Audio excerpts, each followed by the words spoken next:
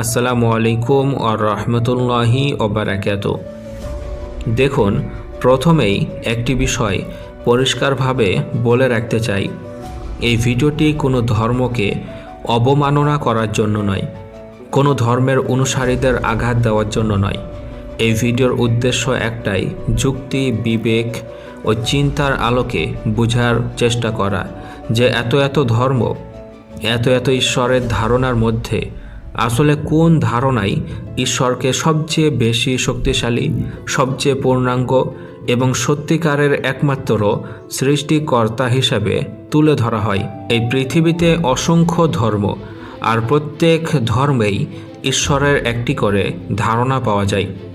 এখন কথা হচ্ছে, এই এত ঈশ্বরের মধ্যে আসলে কে সবচেয়ে বেশি শক্তিশালী, কে সবচেয়ে বেশি ক্ষমতাবান, কে পূর্ণাঙ্গভাবে এই মহাবিশ্ব সৃষ্টি করার এবং পরিচালনা করার ক্ষমতা রাখে। আজকের এই ভিডিওতে বিশেষ করে হিন্দু, খ্রিস্টান এবং ইসলাম এই তিনটি ধর্মের ঈশ্বরের ধারণা নিয়ে আমরা আলোচনা করব।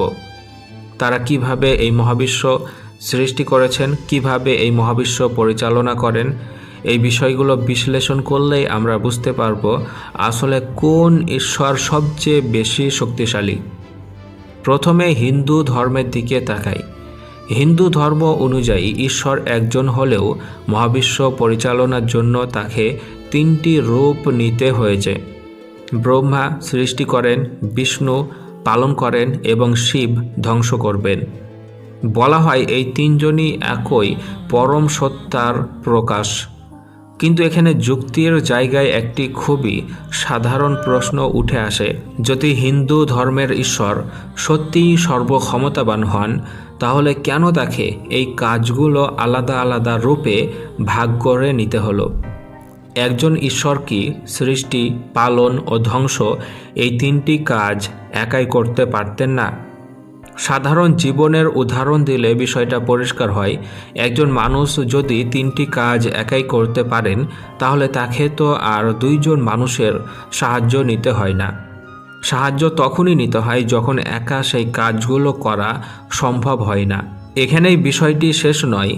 হিন্দু ধর্ম অনুযায়ী বিষ্ণুর রয়েছে 10টি অবতার, যেমন মৎস্য, কুর্ম, বরাহ, নৃসিংহ, বামন, পরশুরাম, রাম, কৃষ্ণ, বুদ্ধ ও কল্কি। শিবেরও রয়েছে বহু অবতার। আর বলা হয় পৃথিবীতে রয়েছে 33 কোটি দেবতা। এখন প্রশ্ন আসে, এই 33 কোটি দেবতা যদি শুধু পৃথিবীতেই থাকেন, তাহলে পৃথিবীর বাইরে যে অগণিত জগৎ, অগণিত গ্রহ ও অগণিত বিশ্ব রয়েছে, সেখানেও কি ঈশ্বরের সংখ্যা আরও অগণিত হয়ে যাবে না? 33 কোটি থেকে 33 এই সংখ্যা কোথায় গিয়ে দাঁড়াবে সেটা কল্পনাই করা কঠিন। আরও একটি গুরুত্বপূর্ণ বিষয় হলো, এই দেবতাদের প্রত্যেকের আলাদা ক্ষমতা আছে।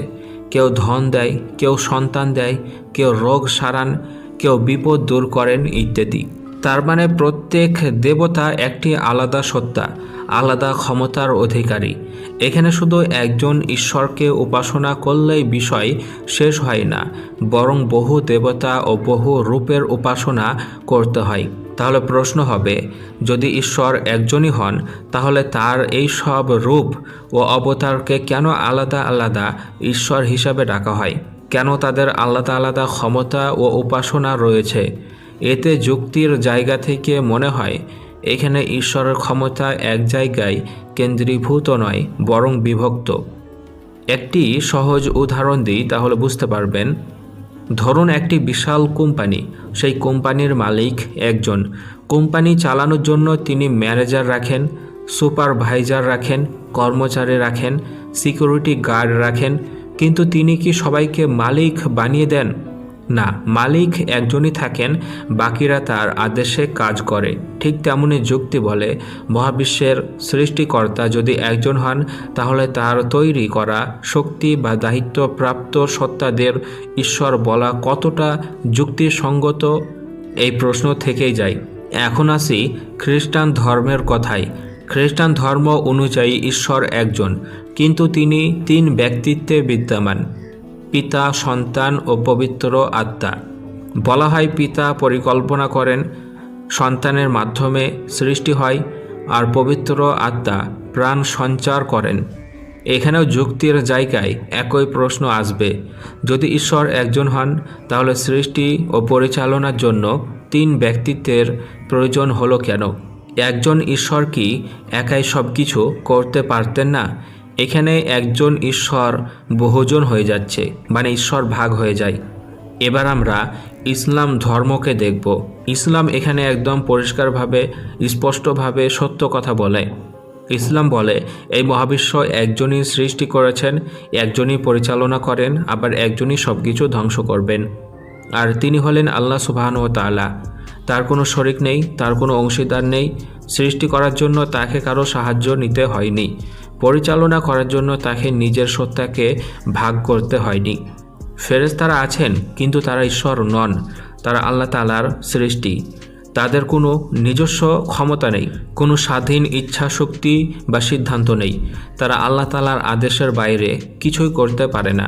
তারা শুধু দায়িত্ব পালন করে, মালিকানা তাদের হাতে দেওয়া হয়নি।